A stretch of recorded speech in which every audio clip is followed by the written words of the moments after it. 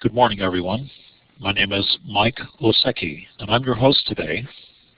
Welcome to the Networks webinar titled The Minority Male Initiative Keys to Success. This webinar is recorded and will provide you with instructions on how to access the recording and slides as soon as they are available.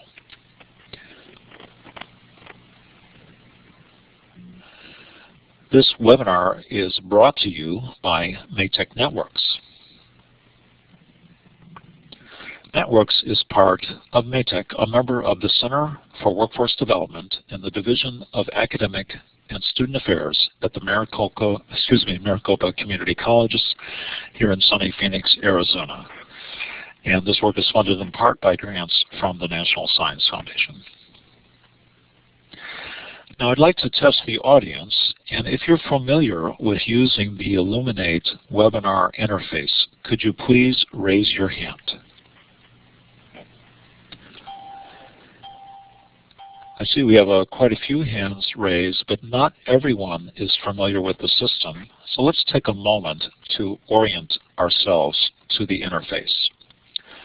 On the center of the page on the right is the whiteboard. That's where the information will be presented today. Now notice on the left here where there's a little flashing button, that's the chat window. And you can type in questions that the presenters will see. And in fact, everyone will see those questions. And if you look above the chat window, you can see people that are logged into the webinar. And you may know some of them. It's quite fine to say hello or to talk to them via the chat window. But remember, the presenters see everything that appears in the chat window.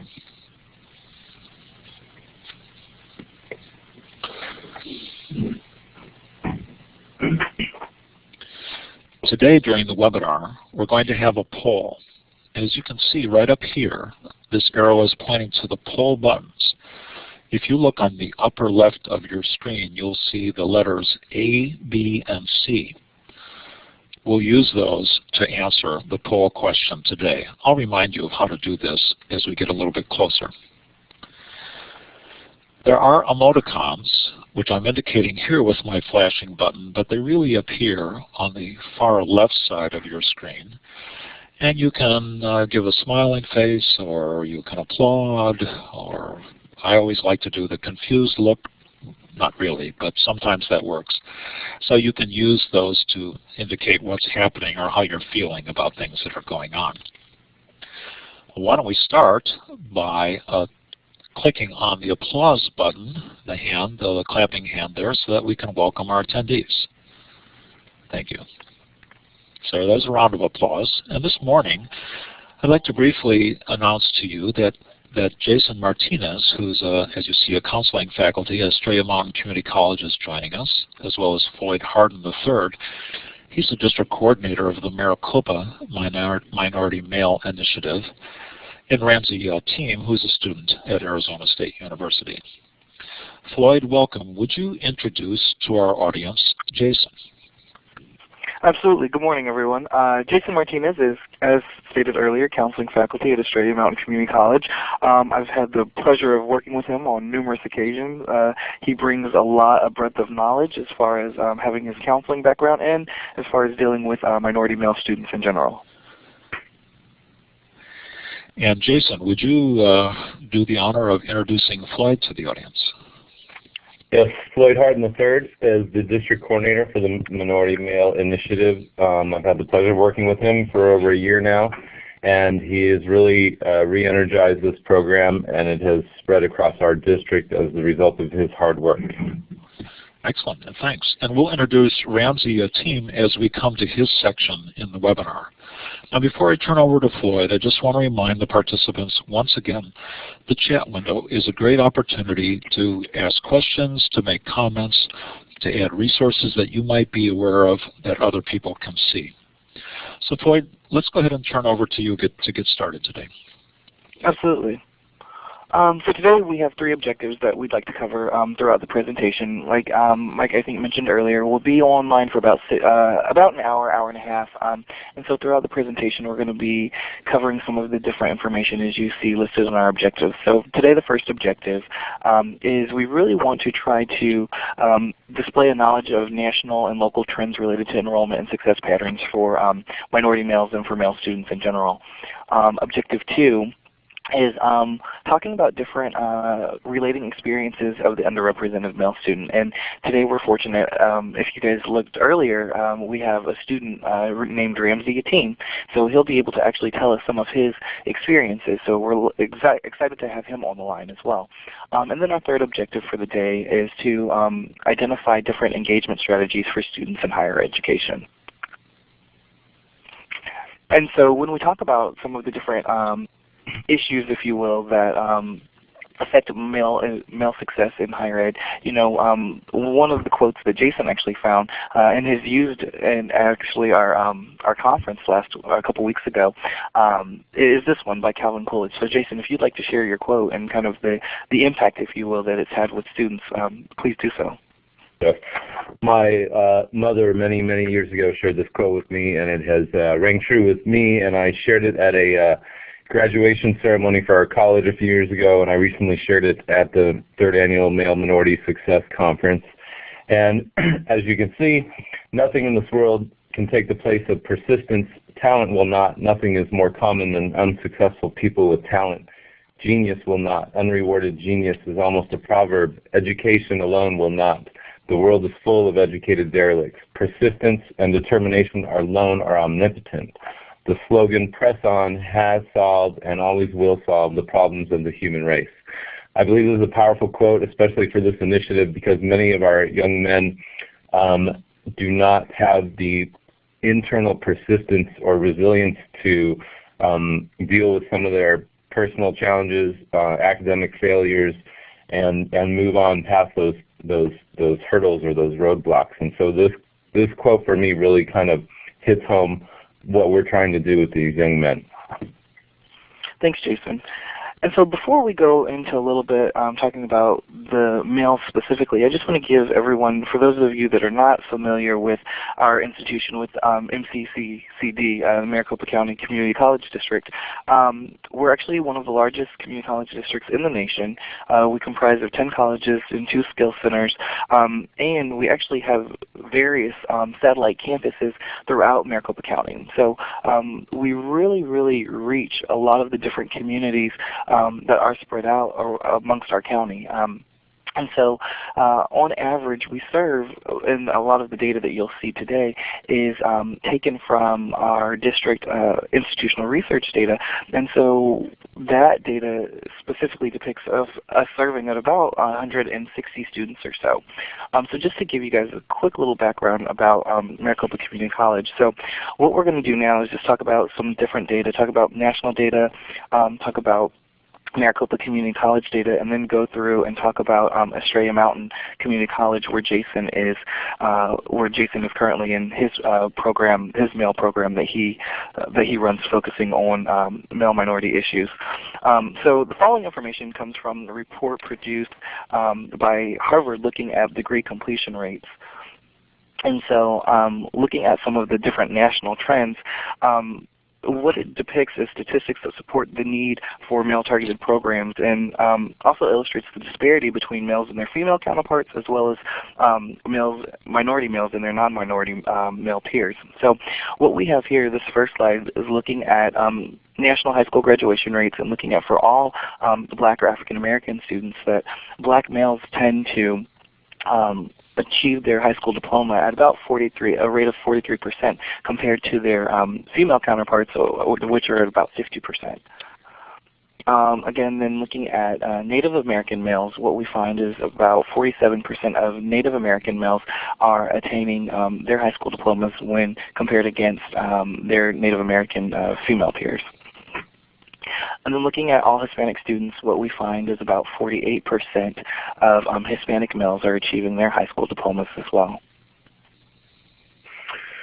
So when we begin to talk about higher education at all levels, really, We're going to focus on the associate degree and the baccalaureate degree level at this moment. And the last nationwide batch of stats that we could find was from the Digest of Educational Statistics, and it was for the entire academic year 08-09.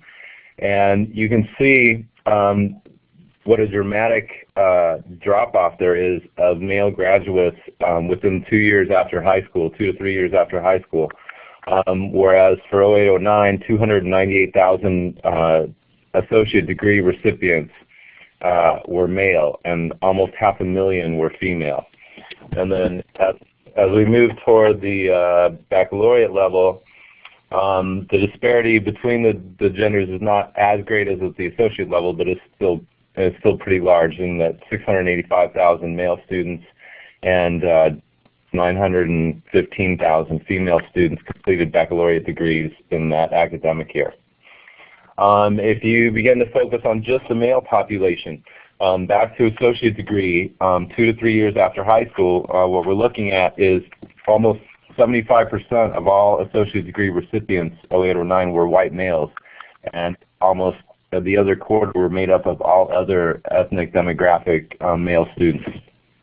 And then again at the baccalaureate level, if we're just focusing on male students across the nation for all majors and all degrees, in 08-09, 3/4, almost 75% of all baccalaureate degree recipients that were male were Anglo males, and you can see the numbers for blacks, Hispanics, Asians, and natives.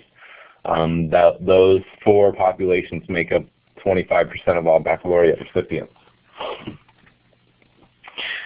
And so when we break it down, it's numbers like that that help to drive the Maricopa Minority Male Initiative. While our resources and programming is done across the district for all students, it's numbers like that that we really try to focus on our minority males. And so when we talk about minority males, the four demographics that we primarily look at are African American males, Hispanic males, Native American males, and our Asian Pacific Islander male students. So again, the program here is for all students, but a lot of the programming that we do targets those specific four populations, and that the numbers are showing that there's a disparity between success and graduation rates. So when we break it down and we look at our district locally, what we find is that, and this is fall monitoring data from the 2009-2010 academic school year. We just received word actually about a week ago that the 2010-2011 data will be available for us in June. So if you'd like followed up data, please definitely make sure that you contact us and we can get you that most recent data. But this is the most recent data that we have published on file that we wanted to share with you. So in the fall of 2009, roughly, the district enrolled over about 160 or 165,000 students, and about 60,000 of those students were males.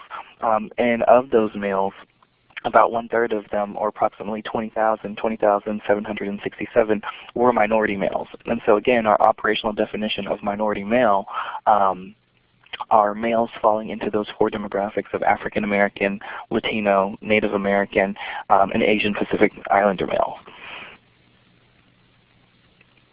And so when we look at student enrollment of those males, what we find is that the majority of those males, around 13,708 of them, are actually part-time students, whereas 7,059 of them are full-time students. And so then when we look up retention data, semester retention data, so persistence from semester to semester, and these are the numbers that really kind of define our efforts for the academic year when we look at our monitoring data. One thing that we really are trying to make sure that we are conscious and intentional about is our retention. So definitely we have two arms of the program, which is outreach and retention, but our primary goal right now, because we are a baby program, this is only our third operational year, our primary goal right now is retention, is retaining. So if you look at, of the approximately 20,000 or so minority male students that we've had in the district, only about 11,000 of them successfully earned 100% of their credits that they attempted. And so our goal is what happened to the other 9,000 male students. Some of them withdrew, some of them failed, some of them only earned some of the hours. So our goal is to really try to hone in on engaging those 9,000 male students that we're losing. And so a lot of our programming, and one of the things that kind of separates our initiative, our program, from some of the others is that we not only engage in student engagement, but then we also make sure that we have an academic component to it. And so what I mean by that is often, the thing that is different from a BSU or a MECHA is that we'll often have speakers come in, or we'll provide tutoring or what have you with our group and club meetings. And Jason will talk a lot about that when we go specifically down to the campus level and talk about the programming on the campuses. But just so that you guys have an overall view of what our aims and our goals are, is to try to retain those male students that we are losing throughout the system. And so again, it is this statistic that really, really drives the initiative. So again, approximately of the 20,000 or so students, minority male students that we've had in the district, only about 11,000 of them successfully completed their coursework. So it is really trying to figure out what has happened with the other 9,000 students. Hey Floyd, it's Mike. Before we go to this poll, can I interrupt you for a second? We had one question I think is worth taking. You mentioned this Maricopa data that you just showed and its various pie charts. Is there access to that data? Is there a URL that some people could access that report? Do you guys know? The district produces a monitoring report. What were you saying, Jason? Yeah, those monitoring reports are available on the district website. Okay, so we'll look at that.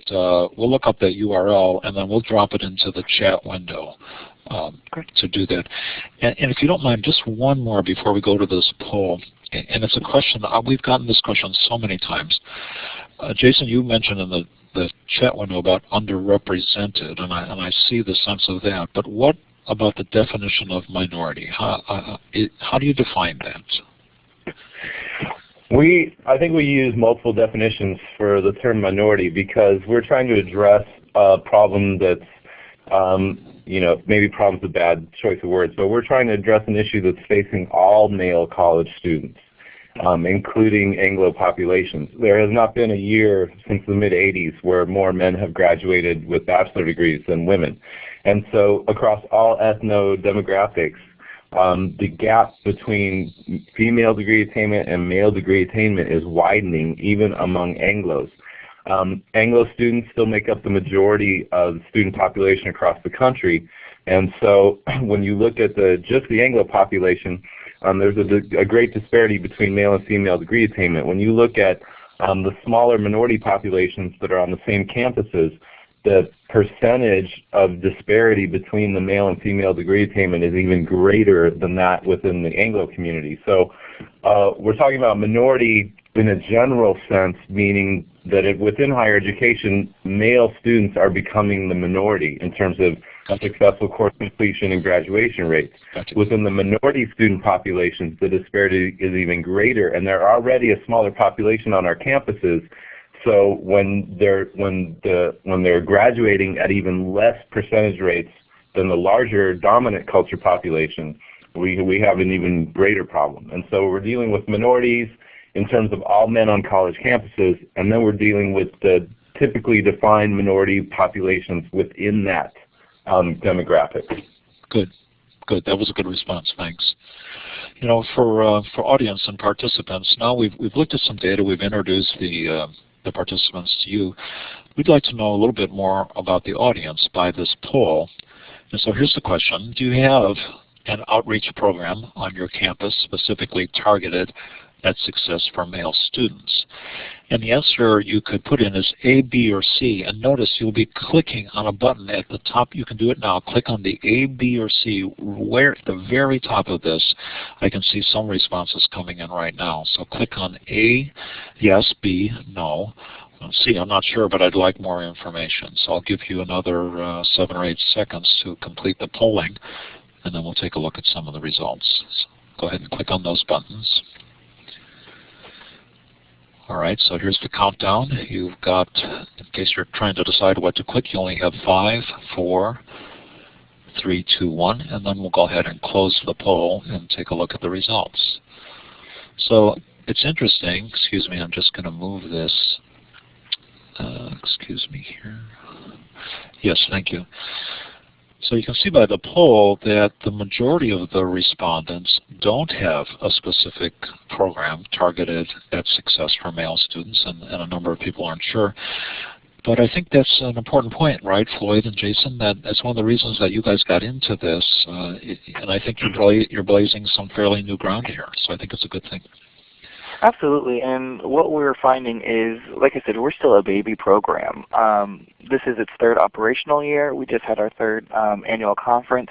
It's been 4 years in development, and with this being the third operational year, and we're still finding things out. And as we progress in the presentation, definitely I'll touch on some of the challenges that we've had. But yeah, absolutely. Let's go ahead and take us to the next one. Very cool. And so when we look at some of the characteristics of underperforming students, a lot we've touched on, right? And so when we looked at the slides a few slides ago, most of the students, male students, were part-time students, male, and then as Jason mentioned just a little bit ago, minority in the general sense when we refer to male students, and then underrepresented minority. So again, for the purpose of our operational definition, when we look at minority male, we're looking at males falling in those 4 demographics: African American, Latino, Native American, and Asian Pacific Islander males, so underrepresented minority. And then when we dissect the data even further, we find most of those males that are not persisting from semester to semester or going through to degree completion are younger than 25 and or are without a high school diploma or GED. Yeah. And so some of this data comes from the CESE, from the Community College Survey of Student Engagement. And what it talks about is the actual performance difference between some of these ethno-demographics. And so if you look at institution-wide credit successful completion rates, whites and Asians typically have 75% completion rates. Black, Hispanic, and Native 66% completion rates. College level course retention for whites and Asians typically 83%. Black, Hispanic, and Native begins to dip a little into 78%. Course withdrawals, and we're going to, we saw this in some of the previous data about what happened to the 20,000 minority male students that we had a year or two ago. Course withdrawals for underrepresented minority students are 5% higher than the rest of the ethno-demographics. And the Asian Pacific Islander population in this equation is very small. And so you can see that there's definitely some behavioral, some results differences that are distinct to some of these demographics. So the question is really, what is going on? And so when we first started this program a few years ago, Dr. Sean Harper, who's done tons of research on the vanishing male in higher education, came out and spoke to our district and some of our students. And he shared some of his research, and this is some of his research findings. He talked about the competing paradox of masculinity and school achievement. When you look at gender studies and research around masculinity and how masculinity presents itself between the ages of, let's say, 15 and 25, a lot of those behaviors are counterintuitive, are counterproductive to the higher education culture or the environment on a college campus. And we also have discussed identity issues. Many minority males still view college campuses as white institutions who are unsympathetic to either their situation, their culture, their histories, or what have you. And so there is some identity issues and definitely some masculinity issues in terms of the transition from high school to college. There's insufficient outreach and college readiness programs that are specifically targeted for this population. We kind of treat them as the general population. And so maybe some components of the general population need a little bit extra attention, some additional programming to transition them into the campus culture, because it is definitely a different type of culture than high school. Insufficient cultural capital. when we're talking about cultural capital, we're talking about, do these people have individuals at home or in their private environments that are asking them, did you do your homework today? How was your math class today? Did you talk to your program advisor? Have you registered for next semester? Have you applied for any scholarships? Can I help you write your personal statement? Many of these young men report not having these people in their lives to help them through those challenges, which typically only people who've been through college understand. And so when we talk about cultural capital and inadequate socialization towards college, that's really what we're talking about. What kind of support network do these young men have outside of the campus? If they don't have it outside of the campus and your campus is not providing it, the attrition rate for these young men is huge. We talked about absence of college-educated male role models, and that kind of goes back to the cultural capital equation.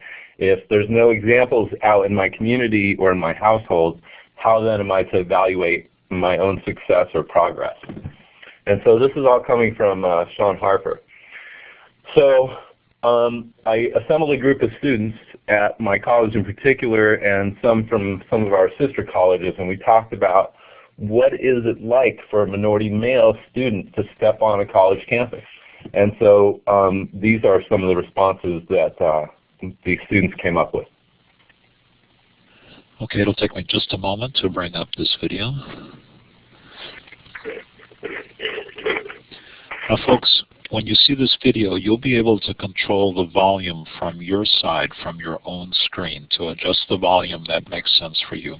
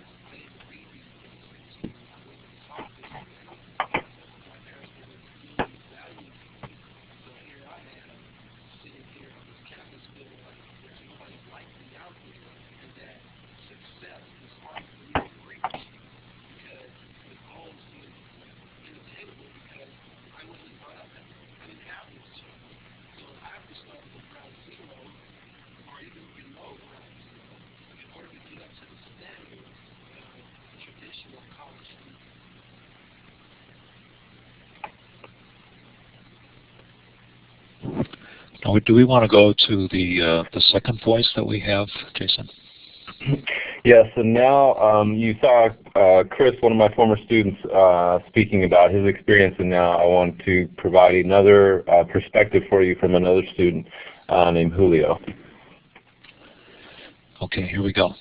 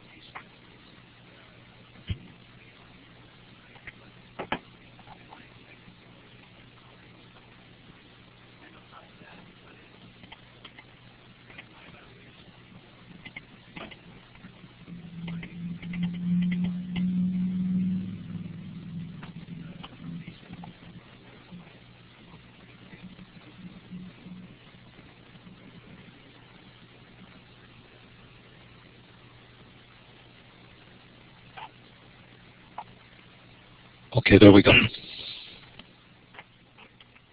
Okay, and so now that we've heard from a couple students, we're actually really excited. We actually have a student on the line. His name, once again, is Ramsey Yatim. He's a student from a college graduate from Paradise Valley Community College, so he's been in our system, is familiar with our system, and he currently attends Arizona State University. And we were talking to him earlier, and he's getting ready for finals. So, Ramsey, why don't you go ahead and tell us a little bit about yourself before we get started?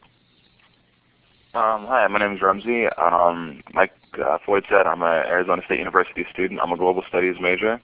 And I wasn't always what people would define as a successful student. It was a long process, but once I found my process, I kind of fell in love with it real quick. So it's not as hard as people think it always is. So I'm really excited to be here and hopefully share some of my experiences with someone. Absolutely. Thanks, Ramsey.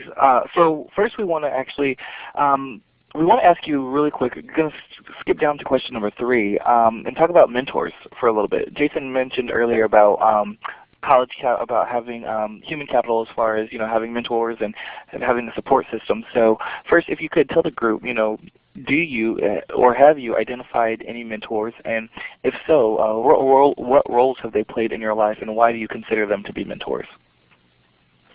I've had several mentors through my life. The first one I would probably identify growing up would probably be my oldest sister. She's the oldest of the 4 of us, and she's always kind of been our ringleader. She has helped shape me. I'm kind of Suzanne 2.0, just not quite as awesome as she is. And she shaped me as far as like my passion for human rights, my passion for music, helped shape the career goal I want to go to. She's always been the person I turn to first for everything, and she's always really been there to help guide me and everything throughout my whole life. The second mentor that's really helped me throughout my adult life has been my mentor Rowdy, who actually works at Paradise Valley Community College. He kind of found me one day and pulled me into the campus activities team where we were organizing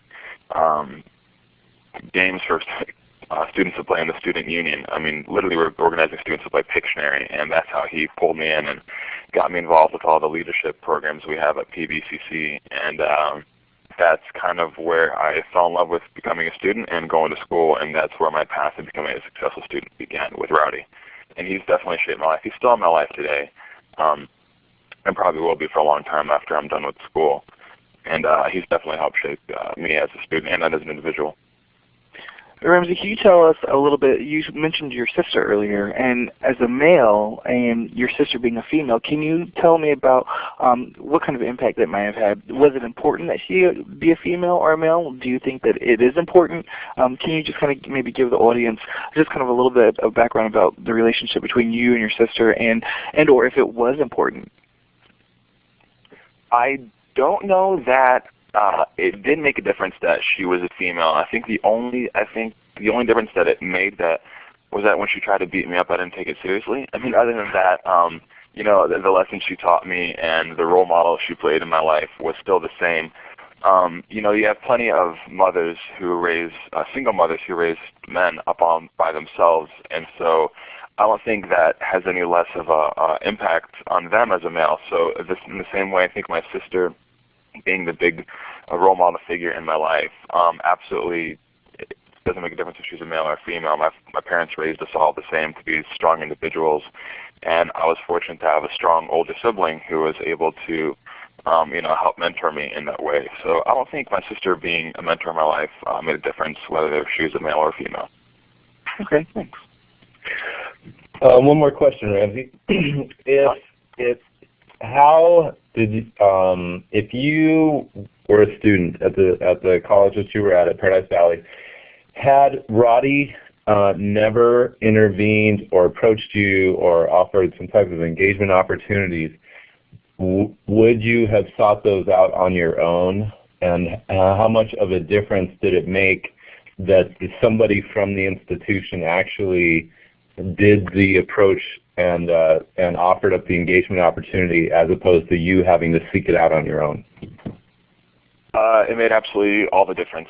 I wouldn't have seeked them out on my own. Had somebody sold them to me well enough, I probably would have done it, but definitely if it wasn't for Rowdy, I would not have found the activities I got involved with and I definitely would not be where I am today. So it made a big difference knowing Rowdy, being involved with the campus activities team with him, and then once he got comfortable with me and once we formed this relationship, then he kind of turned to me and said, hey, look, here are all these other great programs you should get involved with. And then from there I didn't even think about it.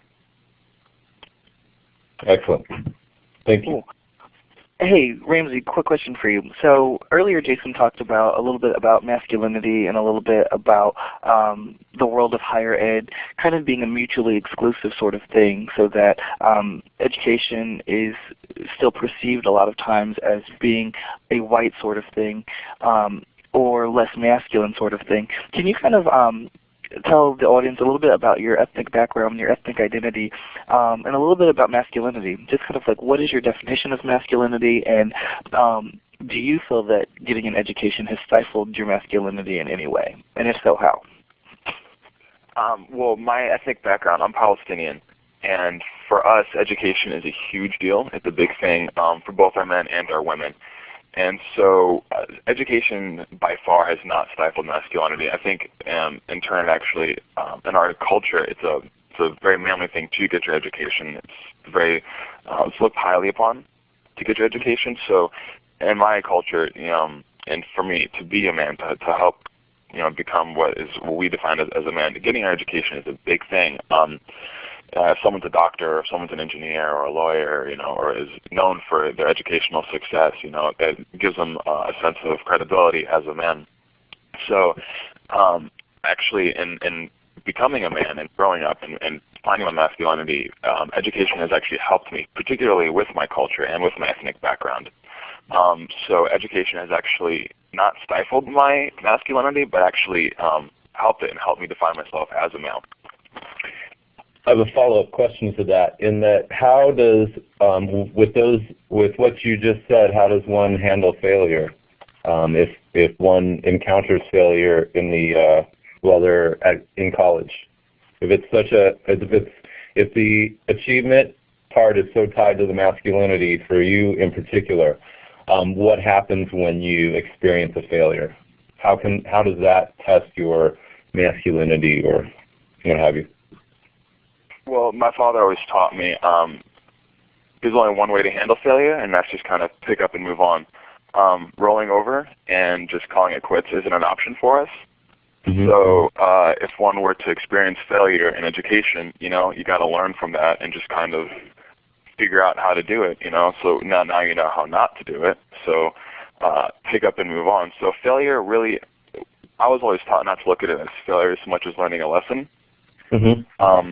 And I think it'd be less of a man for me to just kind of throw in the towel and say, well, I tried and I quit after failing once. I think it'd be more of a man, in my experience, in my culture, to get up and try again.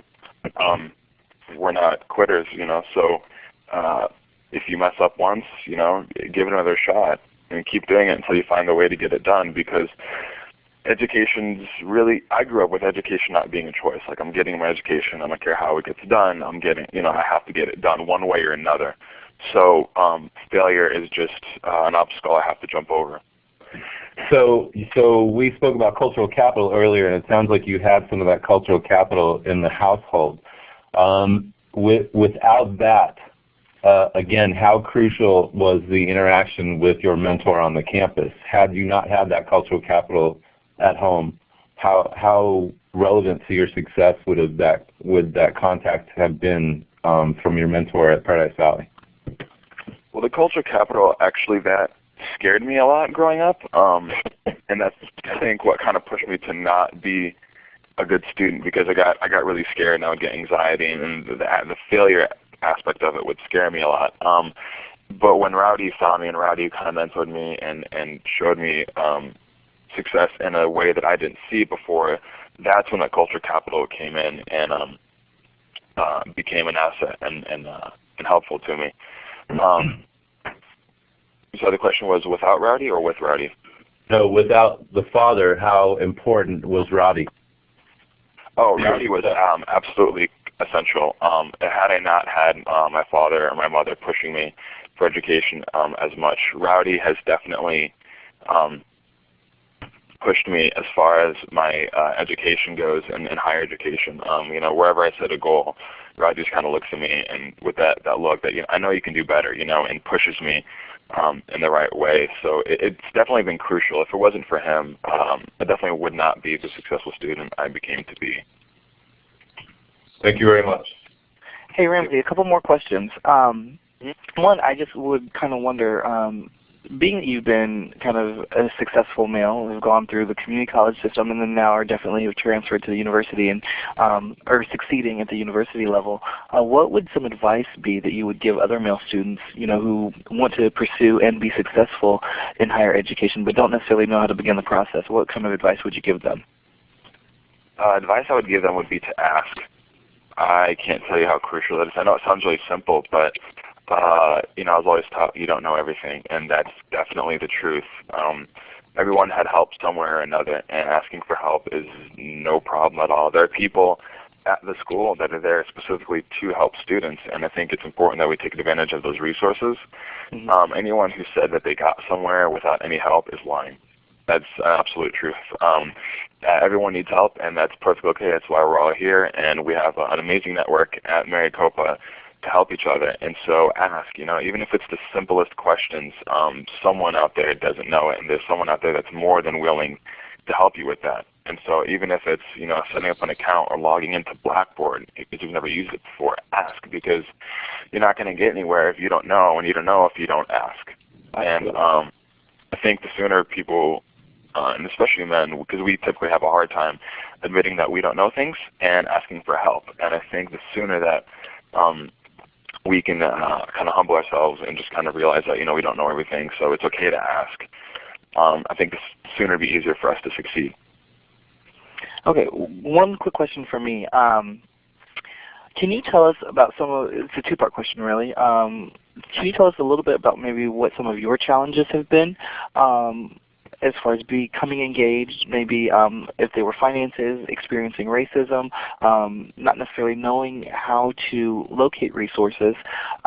What have some of your challenges been as far as navigating the educational system, and then how have you kind of overcome these challenges?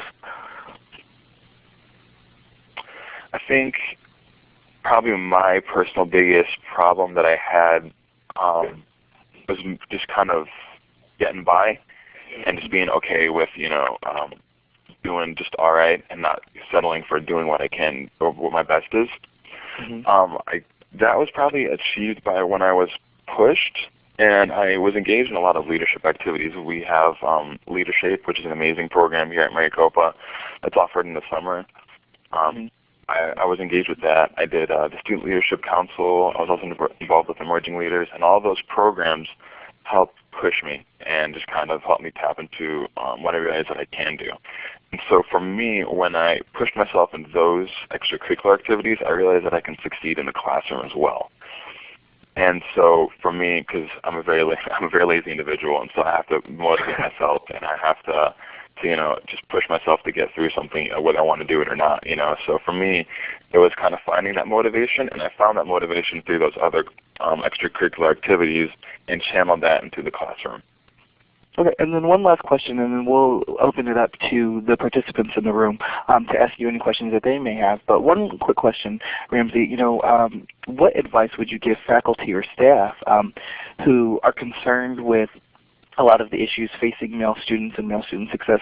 What advice would you give them and how to engage males in our educational system? Advice I would give to faculty and administration as far as engaging males is to be supportive. A lot of guys are kind of going through school, you know, looking for themselves, not sure what they're doing, and engaging and being supportive, you know, helping everyone find their own way, because every male is, you know, achieving their goal and their path through their own way. So being supportive and letting know that there's support from the academic side, from the administration side, is a huge help. You know, asking, you know, how can we help you? How can we find, you know, trying to find where they are and how you can help them achieve to where they want to go, because goals that are set by the administration, you know, by others might not be the goal that's set by the individual, you know. So their A to B point might be different, you know, and the A to B point might not seem big to others, but to them might be a huge success, you know.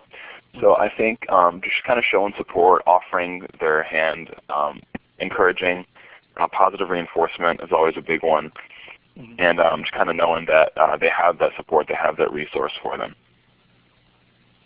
Okay. All right. Well, thank you, Ramsey. At this time, let's give Ramsey a round of applause. If everyone would hit their little applause buttons, that would be great. Ramsey, we want to thank you so very much for joining us this morning and providing your insight. And I think we're going to turn it over back to Mike, our host for the day. Yes, Ramsey, we'd like if you could stay on the line for a few more minutes. And there's a couple of questions, some for you and some for us in general.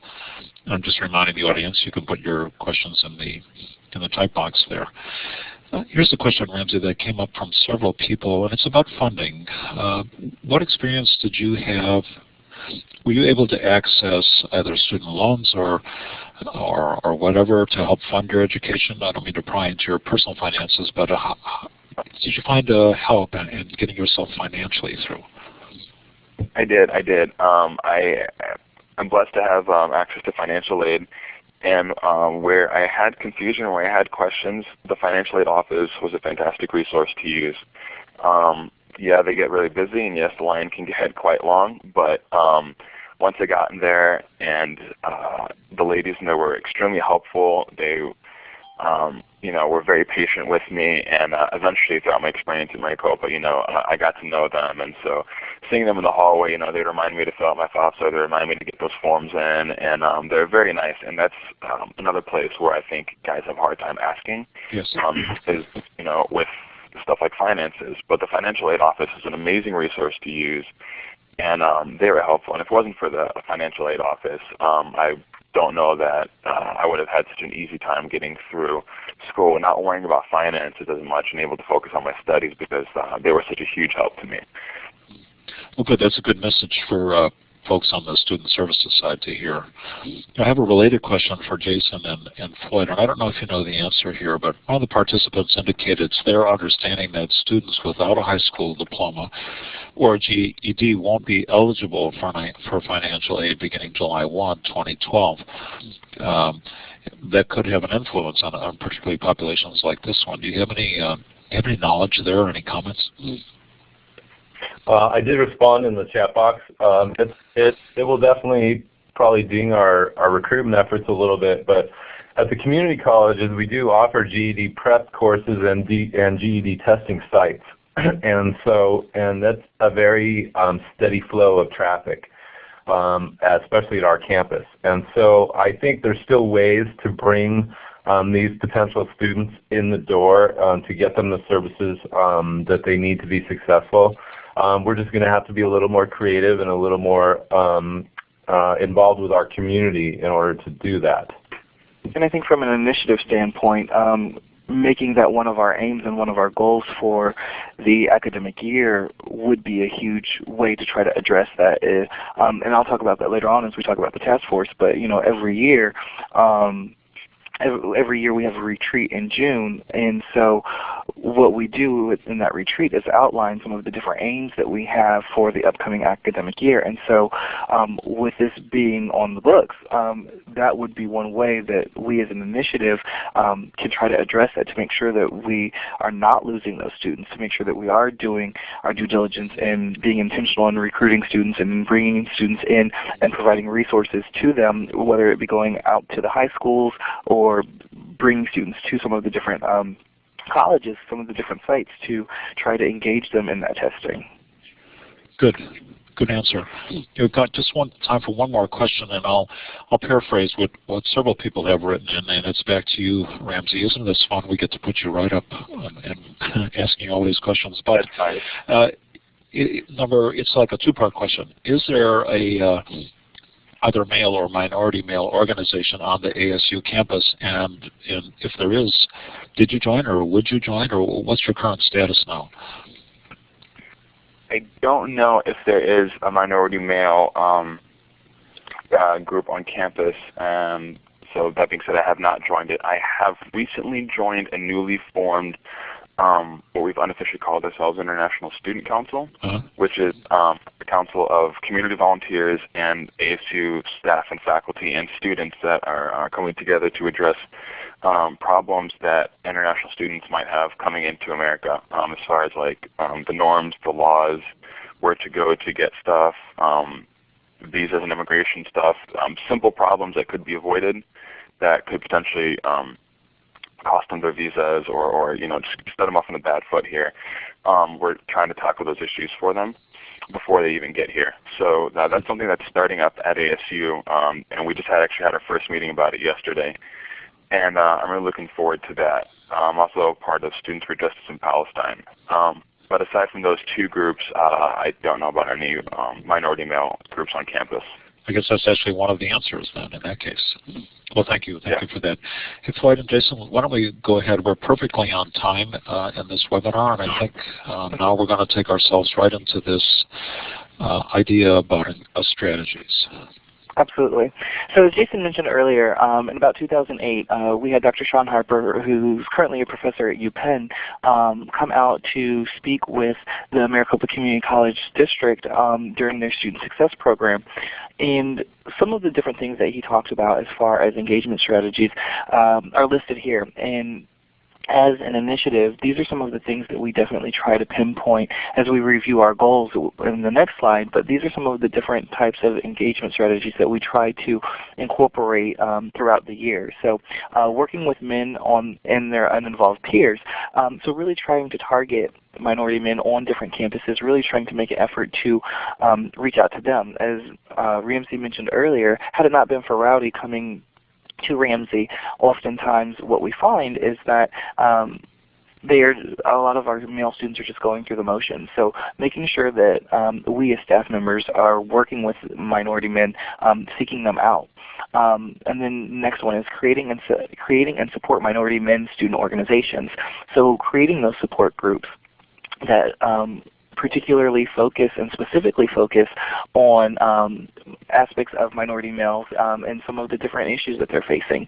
And then systematically collect data from minority men to determine how their out-of-class time is spent. So when we have done research both quantitatively and qualitatively, what we have found is that with students, so much more happens outside of the classroom than in the classroom.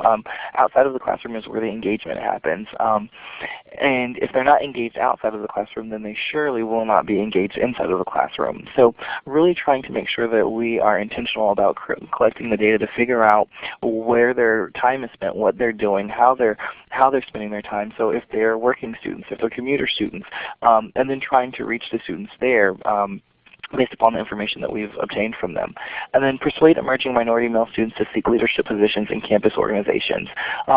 When Jason talks about his male program on his campus, he often refers to trying to set it up very similar to Phi Theta Kappa, which is the Honor Society. And by setting it up mirroring Phi Theta Kappa, a lot of times these young men are inspired, if you will, to seek leadership positions. As Ramsey just mentioned, him joining clubs, that shows leadership, and that leadership then yields engagement. So these are some of the different engagement strategies that we've definitely tried to incorporate in all of our programming that we've done throughout the years. And so then when we talk about the Minority Male Initiative on a district level, we work with 3 primary goals. And those goals are actively explore, coordinate, and implement strategies that improve the access and persistence rates of minority males. And so a lot of that one goes back to the previous slide that we just showed, to proactively connect minority males with academic and other support resources.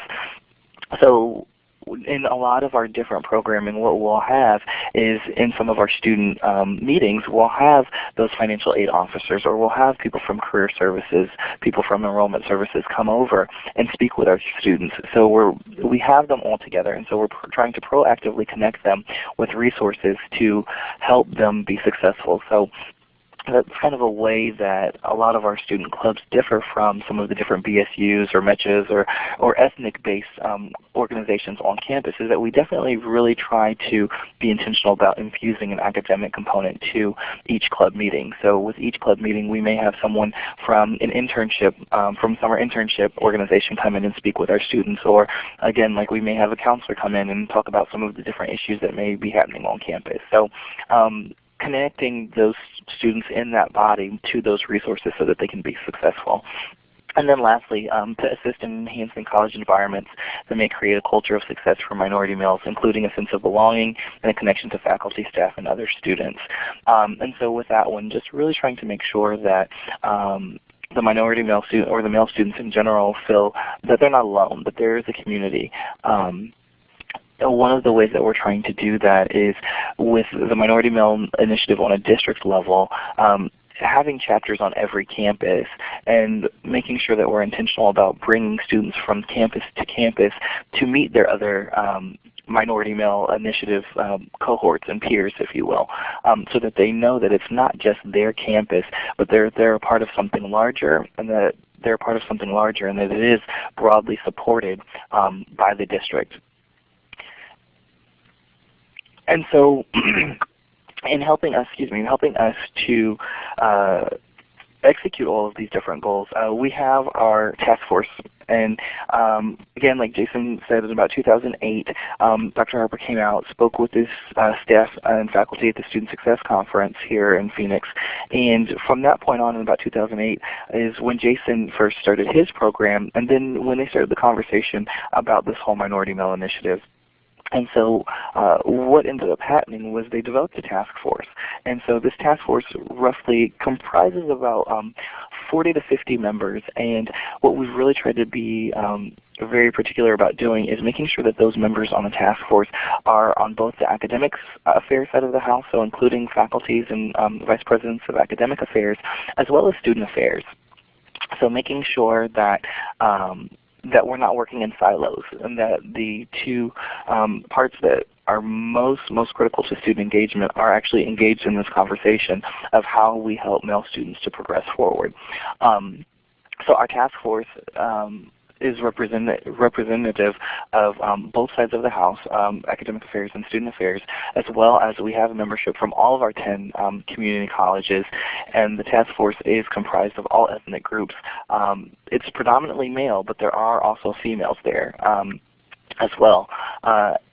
And as Ramsey mentioned earlier, you know, when we've done a lot of our qualitative data, going out and talking to students and doing different surveys and things of that nature, what we find is that the students are not necessarily concerned with the ethnic makeup or the gender of their role models or their mentors or what have you, but is that role model or is that mentor sensitive to his needs? Does that mentor or role model understand the challenges that he's facing? And so, you know, having females actually on our task force provides us with a different perspective and how we can help to better serve our male students actually. So, so that's kind of what our task force looks like. I mentioned earlier that with the task force, every year we have a retreat where we identify our aims for the year. And so this year's goals, what we wanted to really do is focus on a conference, because what we find is, as far as engagement strategies, making sure that there is something celebratory there and something that is inspiring there for our male students. And so our 3 goals this year were our conference, starting a mentoring program, and then also making sure that we're collecting data. So we have our third subcommittee is student learning and assessments. And so with our mentoring program, these are some of our goals, and are tied directly to our initiative goals, and our initiative goals are tied directly to our governing board goals, so that we're making sure that not only are we serving students, but we are also in compliance with MCCD statutes as a whole. So these are some of our mentoring goals. As you can see, there's 4 listed there. This was the first year that we really wanted to start, so we were trying to get aggressive with it.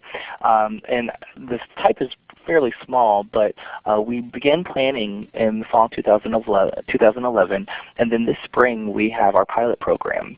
And what is really neat is that we definitely are trying to keep it a 1-to-1 ratio. And so with everything going on, we really want to make sure that we're developing relationships and that we're consistent in the relationships that we develop. So we've identified that we want a 1-to-1 mentor-mentee relationship. And so we have about 17 mentors, and they are our minority male employees, faculty, and staff members helping to serve our minority male or our male students. And so in April we'll have a wrap-up session, a debrief session, figure out what some of the challenges were, what some of the successes were. And then during the summer is where we'll go ahead and refine our program, and then we'll actually implement our first actual cohort next fall. And then again in the spring we'll do a conclusion program again to figure out the things that went well and what have you throughout the year. Earlier I mentioned having a kickoff event for minority male or forum, but a type of program that celebrates the students and makes sure that that they are all engaged and that they are aware that there is something larger than themselves. And what that is our annual conference kickoff. We had that this past month in February, February 24th. And we had it at one of the colleges, and we invited both our college students as well as some of the high school students surrounding the area, in the surrounding area. And just this next slide is just a quick graph to just show how the program has grown over the last few years. So in 2010 was our first actual operational, 2009-2010 was our first actual operational academic year. And as you can see, we estimated about 200 students show. We actually ended up registering about 253 I think that says, participants, and then actually 125 in actual attendance. And then again, 200 in 2011, 251 registered, and then we had about 187 people actually attend. And then this year, our third year, which we're really excited about, is that we actually exceeded the estimated amount of participants. So the graph, what we thought would be about 200 to 250 people, we actually had 283 people register, and then 268 in actual attendance. And so our program is growing. We're extremely excited about the growth that we're experiencing.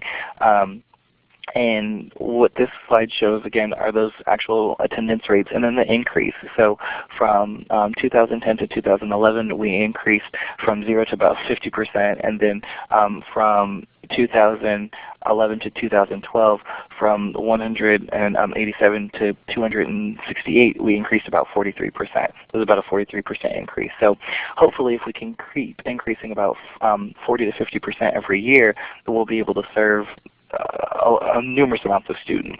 So at this time I want to turn it over to Jason, and he can talk about programming on his individual campus level and how that's been successful with the students. All right. Veronica just asked the question about what is your self-starter advice to forming a male minority group on your campus, and I will run you through a brief history at this moment. Like I said, I'm at Estrella Mountain Community College, which is the 10th of the Maricopa Community Colleges. It's out on the extreme west side of Phoenix. And so while our demographics are slightly different from campus to campus, we generally serve the same population in the same county. So after meeting Dr. Sean Harper a few years back, it was actually 2007 when I became familiar with his research, and he came to our college district to do a keynote speech, and I actually took a group of students to meet him, and so he could discuss his research face-to-face with some students, and so it was pretty powerful. So what we did was we came back to the campus, and I approached I decided I want to start with students rather than the campus administration or faculty, because we're trying to serve students, and I think students really have the best ideas about how they can be helped.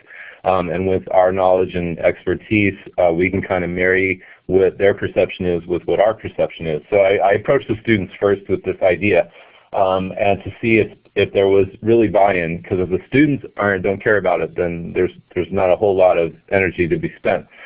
So I approached the Black Student Union and the MECHA group on our campus, which is the Latino, Hispanic, Chicano group, and I shared with them Dr. Harper's research on the vanishing male in higher education, and I really just asked them, do you care? Do you realize that this is happening not just here but everywhere across the country? These are people who look like you, who come from similar communities as you, who are facing the same challenges as you. So first question is, do you care? Second question is, what do you guys want to do about it? So they decided to form an entirely new group that was just focused on minority male success. And this really came from the students. So we formed a group in the spring of 2008. We drafted a constitution, submitted it to our Student Life Division, and they accepted it. And we really just kind of moved from there. So the way I set it up, because of my counseling background and faculty background, I knew that by nature of their age and, if you think about children respond best to what? Consistency. And so while there may not be a lot of things that are consistent outside of the college campus, basically our whole existence on the campus is very consistent and very structured, very time-oriented, goal-oriented, et cetera, et cetera. So trying to marry what they were dealing with outside of the campus to what they're experiencing on the campus, I kind of had to develop almost like a group. And so what I did was I committed to meeting them once a week for an hour. And on a day that they could all make it, that they were usually just hanging out, not in class, et cetera, et cetera. We talked about, in the beginning we talked about what were the goals. We want these guys to graduate. We want them to have passing grades. We want them to be successful from semester to semester. We want them to seek out resources appropriately as they need them, and those kinds of things. So I would do grade check-ins. I would ask them about every single class they were taking. Are they passing? How do they know? If they need to go talk to their instructor, I will go with them if they need to. Some of my guys were homeless. Some of my guys still are homeless. So dealing with community resources and job placement and career stuff is very common. Dealing with their personal issues, planning, and assessment. So trying to pull all these things together with this group of guys, I've been learning as we've been going. This is 4 years in development now, like Floyd alluded to. This is the 4th year of my club on this campus. And so every semester I'm learning a little more, and the actual student club is now evolving into what looks more like a program. I have about 20 or so minority male faculty and staff on my campus who have agreed to meet with these students, attend meetings from time to time, and provide contact and support for them in their respective divisions.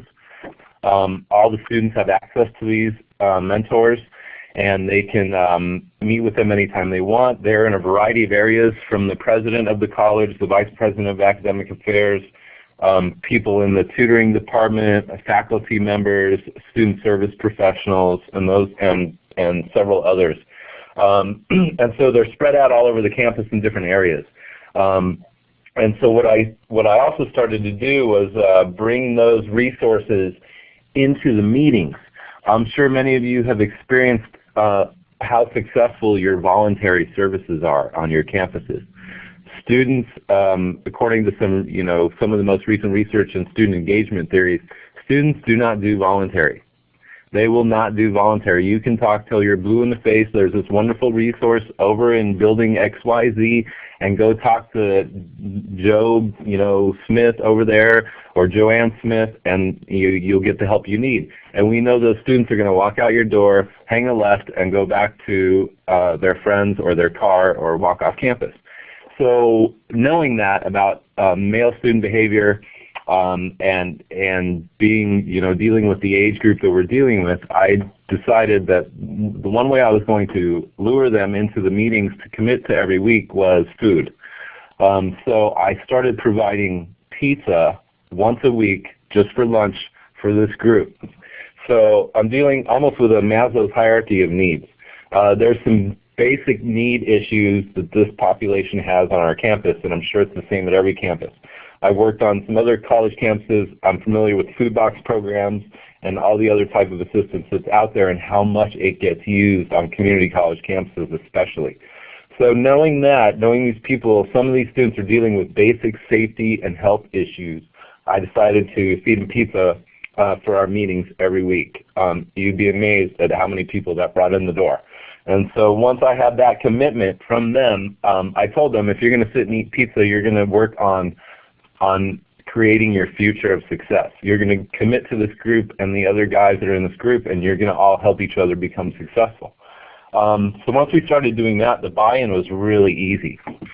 These guys were motivated. They wanted to move it forward. They wanted to get involved, and they were really interested in actually the topic, because I don't think anybody had ever cared enough, or they never realized that there's research, there's people who are passionate about helping change this this phenomenon that's happening.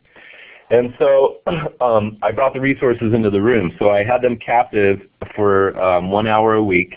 And instead of telling them about our college resources, what I would do is I would get a program advisor to come in and do academic plans with them, do educational plans, show them how to read a check sheet, tell them when to register for classes. They would come in during the first week of registration and talk to that specific group of guys and say, come see me at this time, here's a degree check sheet, let's go over your classes, I'll get you enrolled. Let's do it right now. I brought in Learning Enhancement Center, tutoring services into the meeting. A male minority who works in that department came into the meeting and explained, this is how I operate, this is what I can help you with. These are the services we have, these are the subjects we can tutor you in. You need to come over here. And almost every time, students would leave with that person and go to their department and actually engage in the service. But I had to bring the services into the meeting. So when I talk about identifying people in the different service areas, those are the people that are going to be your champions.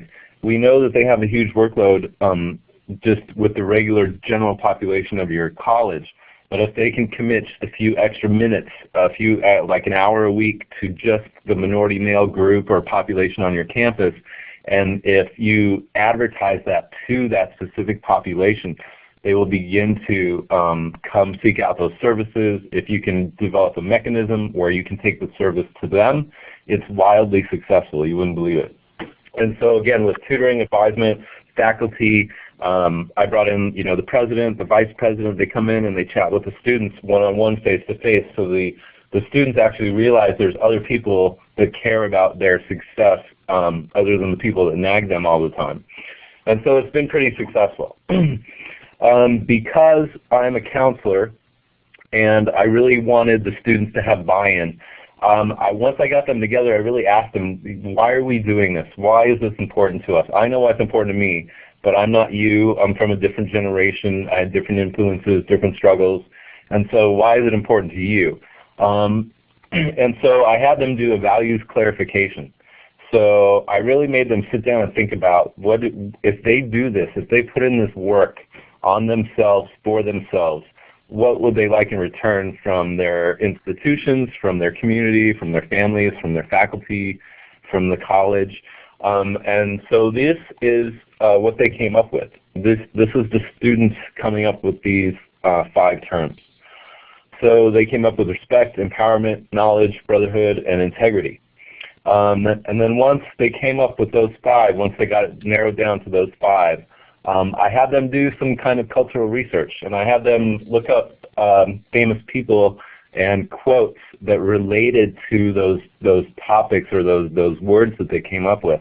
And these are the list of quotes that they came up with for each of the items that they want to be, that they expect in return for being successful on the college campus.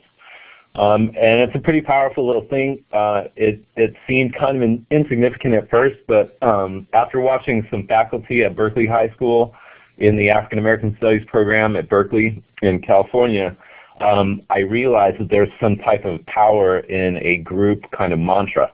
And so we developed this into a mantra. So at the beginning or end of almost every single meeting, what we do is either the club president or myself get up and we say the first word. I will yell out respect, and the whole group in unison will recite back, respect for myself guides my morals, respect for others guides my manners.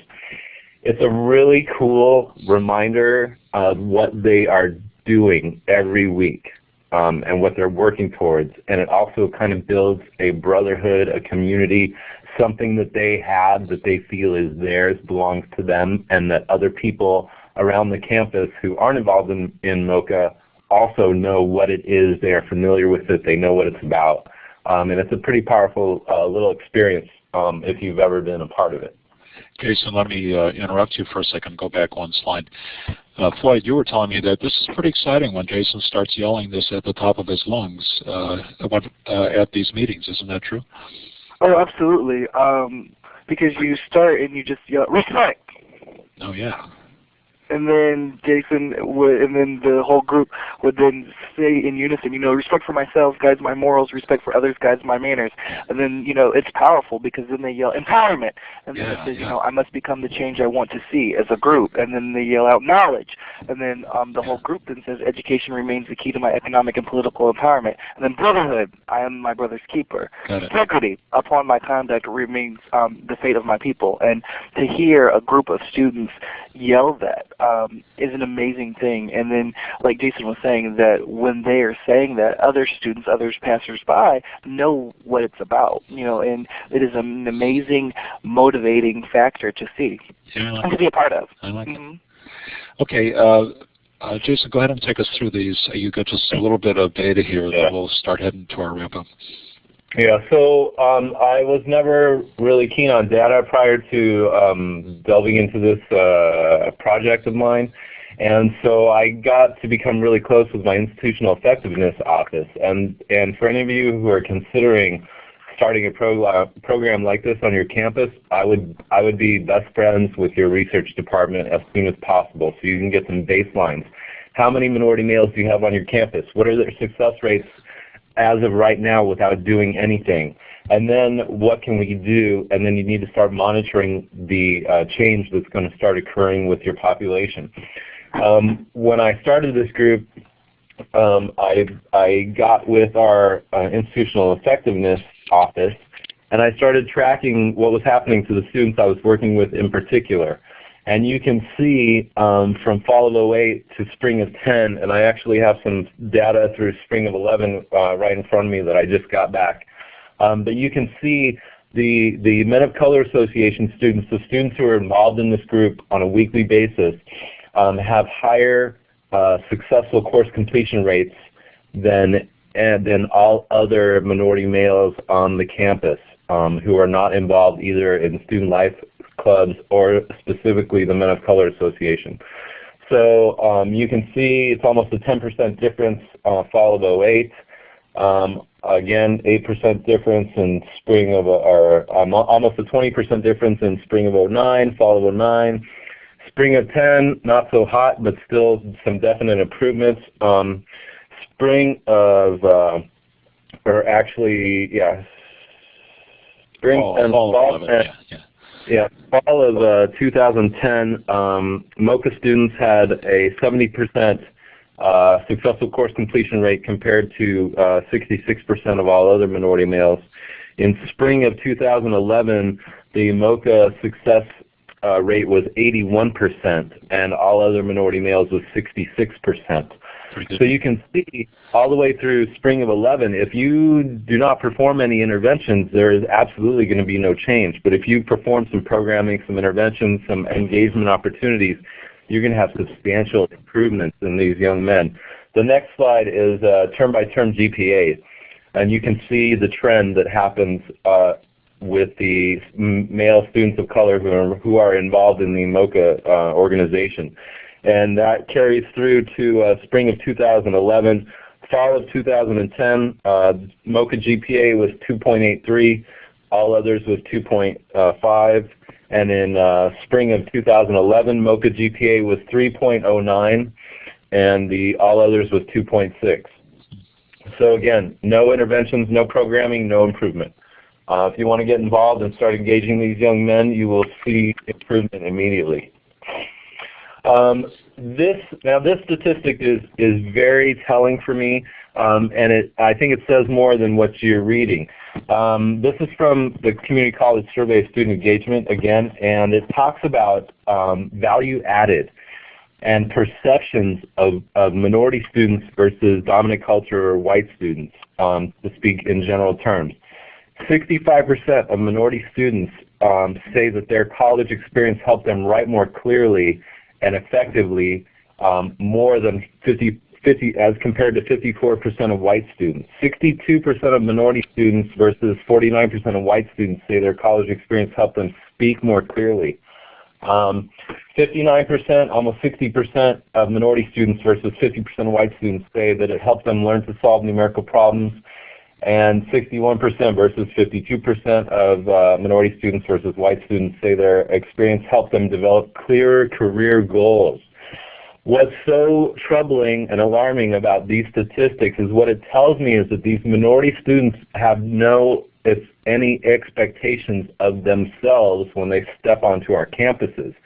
And so when they actually do complete and they do succeed, they are surprised by how successful they were. They're also surprised at, wow, this actually does help me in other aspects of my life. And so that tells me that they don't expect much of themselves, and they probably don't have people in their environments outside the campus that have much expectations for them either.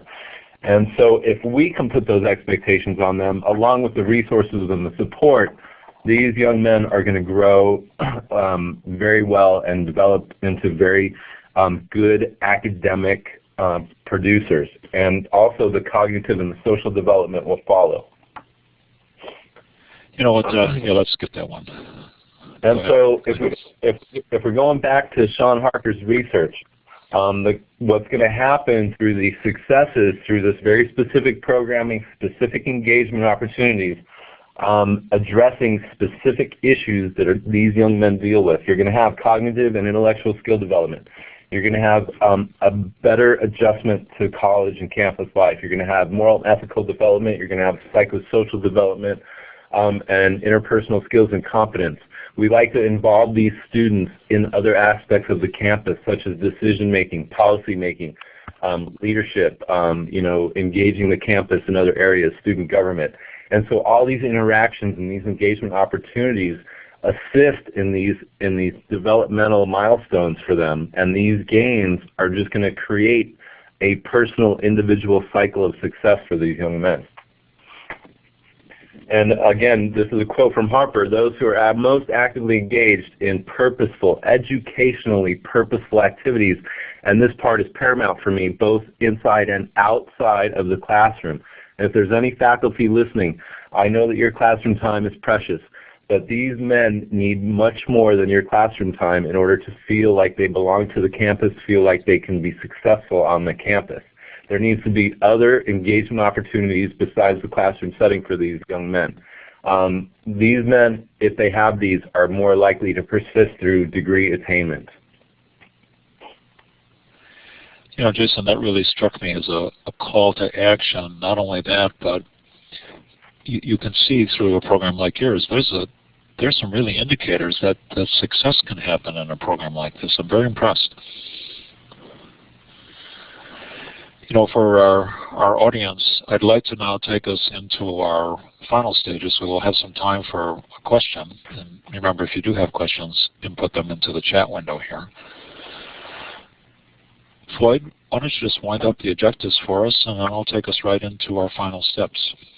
Absolutely. So today, as we spoke about earlier, we wanted just to cover and touch a little bit about some of the different national and local trends of enrollment and success patterns, which we did. And we have copies of those slides that kind of talk about the high school persistence, collegiate persistence, and then what our numbers, our statistics look like locally here in Maricopa, and the numbers that drive our program.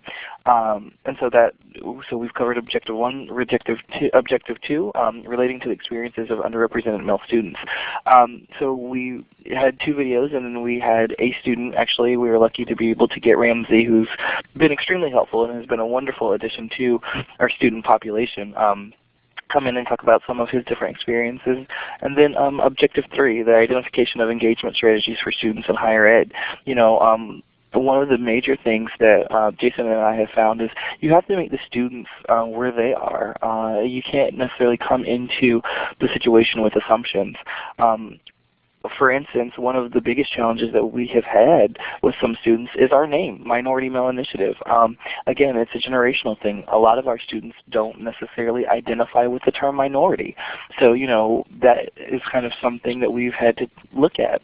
So as we go forward, that has been a discussion that we've had, and different things that we will tackle when we go to our retreat about changing the name. And right now, we're looking at changing it to the Male Empowerment Network to sound a little more inclusive, but still making sure that we focus on those demographics that struggle the most. So, the identification of engagement strategies for students is meeting them where they are and talking to the students. And making sure that you are valuing their opinion and that you're serving them holistically. Jason talked earlier about a lot of it doing with the Maslow's hierarchy of needs, making sure that you're meeting those basic needs. So again, we need to make sure that we're engaging them in the classroom as well as outside of the classroom. And so those are the 3 objectives that we wanted to definitely talk about and touch on today. Perfect. Thanks, Floyd. Today, participants, will you please help us, because in order to pay the bills, so to speak, in order to get funding from the National Science Foundation, we need to let them know about how the audience view our particular things. So I have a very brief survey for you. It should take you less than a minute, and just go ahead and click on the surveys. Moderators, please don't click on the surveys. And just answer these couple of questions while we're doing our final wrap-up. Now, I do have one question while the audience is working briefly on the survey, Floyd and Jason, and it's a big one. It's about funding. Now, I know it doesn't take millions of dollars to create a program like this, but have you been successful in either going through the administration or through external sources to get some of the funding that you need, for example, to put on your conference? Where do you get money? How can other people, what strategies can they use to get money to do initiatives like this? Well, right now our money is actually coming from a line item with one of our administrators. And so as far as public funding yet, we don't have our own line yet. And I know Jason has been doing a lot of his programming on his campus through his pocket for a little bit with his own Visa card. So as far as funding goes, we definitely have put out there for grants and different types of assistance, and we definitely are looking at different ways to engage the community. But as far as right now, we don't necessarily have a budget that we're working on. Okay. I started this program at Cherry Mountain Community College with $0. And with the success that I've had working with this population, I have been able to solicit individuals, departments, and budgets for funds to assist with some of the programming, guest speakers, catered, events, and those kinds of things. Interesting. Okay, audience, I'm going to close the survey in just about 10 seconds. So if you're typing something in one of the boxes, type faster, and then I'll close the survey. Just before I do that, Floyd and Jason, that there was people from 21 different states represented in the registrants today. It's really interesting, the breadth of interest that there is in programs like this. Okay, I'm closing now in 5, 4, 3, 2, 1. Okay, now the survey's closed. Now, to access the recording and slides, for example, you'd like to recommend this to a colleague, if you go to maytechnetworks.org, and there's a little search box there, and you search under Webinar, MMI, Keys to Success. We'll do that. We'll also send out this link to those of you that have registered, so on Monday you'll be getting this information as well. So you can view the recording or pass it on to a friend.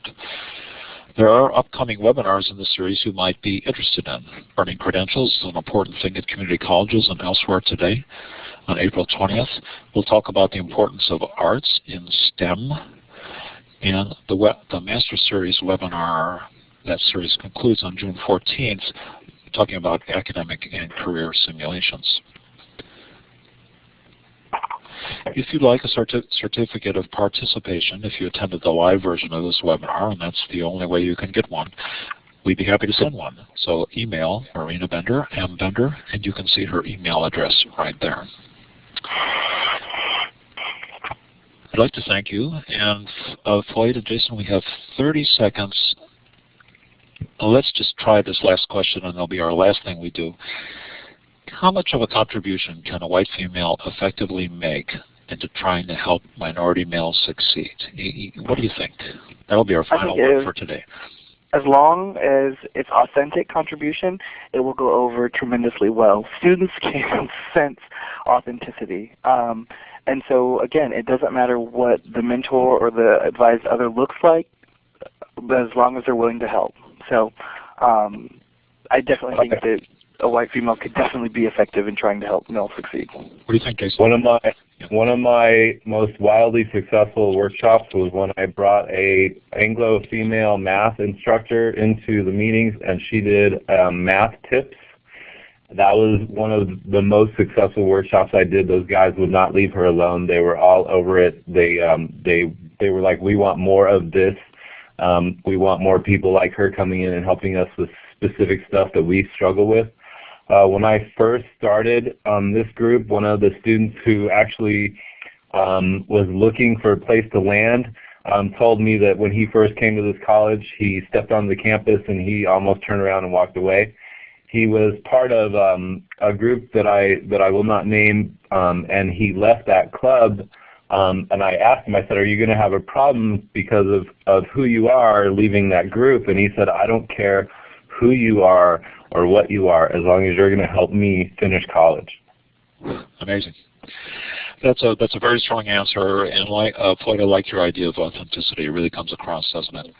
So, ladies and gentlemen, let's click on that little applause thing, that little right underneath the chat window to give it applause. And I'll say this as the concluding thing. One of the participants commented, "This was great information and very well presented." Jason and Floyd, thank you very much, and Ramsey as well.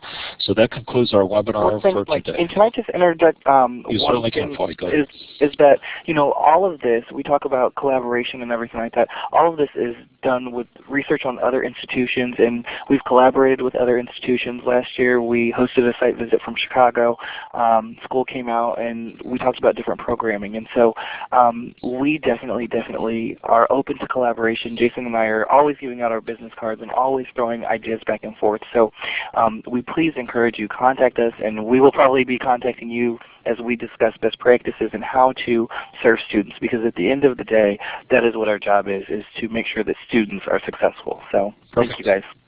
Thank you again, and that concludes our webinar for today. Goodbye, everyone.